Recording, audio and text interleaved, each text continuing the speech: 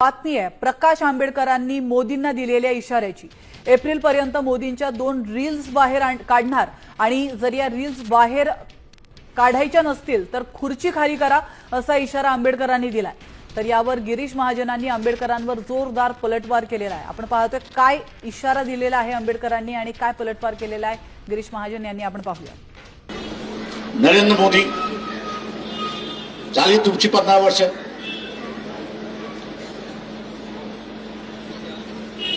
तुमचे सगळे गुलाम आहेत याची मला जाणीव आहे, पण एप्रिल पर्यंत थांबा। तुमच्या 2 रील्स बाहेर काढल्याशिवाय मी राहणार नाही। त्या रील्स येऊ द्यायच्या नसतील तर खुर्ची खाली करा, टेन्शन थांबा। भयंकर आहे, कठीण आहे। मग वाट कशाला बघतायत म्हणा तुम्ही?